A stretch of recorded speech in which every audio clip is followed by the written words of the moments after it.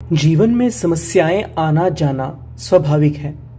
हम में से हर कोई किसी ना किसी चुनौती से गुजरता है और कभी कभी चुनौतियां हमें निराश कर देती हैं। लेकिन क्या हो अगर जीवन की समस्याओं को एक अलग दृष्टिकोण से देखा जाए। आज की इस साखी में हम जानेंगे कि कैसे एक संत ने एक व्यक्ति को यह सिखाया कि जीवन की समस्याएं ऊंटों की तरह होती हैं। कुछ हल हो जाती हैं, कुछ अपने आप ठीक हो जाती हैं और कुछ के लिए हमें इंतजार करना पड़ता है। पुराने समय की बात है, एक व्यक्ति अपने जीवन की समस्याओं से बहुत ज्यादा परेशान था। उसने गांव के एक प्रसिद्ध संत से मिलकर कहा कि गुरुजी, मैं बहुत ज्यादा दुखी हूं।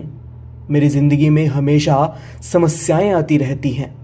एक का समाधान करता हूं तो दूसरी खड़ी हो जाती है।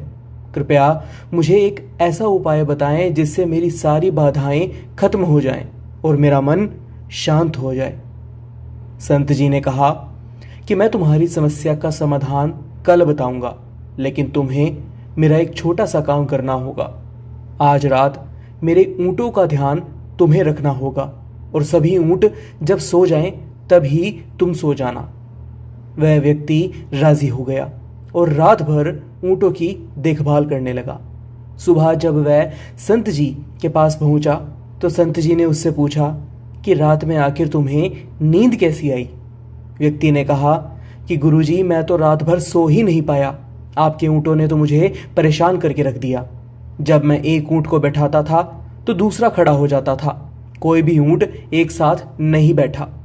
संत जी मुस्कुराए और बोले कि ठीक ऐसे ही तुम्हारे जीवन की समस्याओं के साथ होता है। हम एक समस्या को हल करते हैं तो दूसरी खड़ी हो जाती है।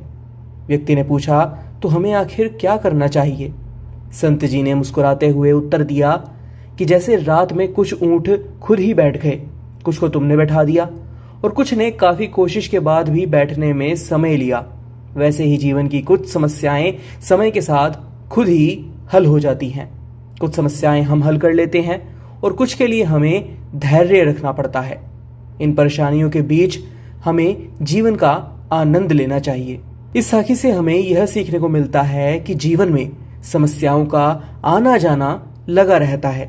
हर समस्या को हल करने की जल्दबाजी ना करें। कुछ समस्याएं समय के साथ स्वतः ही समाप्त हो जाएंगी। जब तक वे हल हों तब तक जीवन को जीने का आनंद लीजिए। आज की यह साखी आपको कैसी लगी? अपनी राय हमें कमेंट बॉक्स में जरूर बताइएगा। फिलहाल के लिए बस इतना ही। एक बार फिर से लौटेंगे एक नई साखी के साथ। तब तक के लिए राधा स्वामी जी।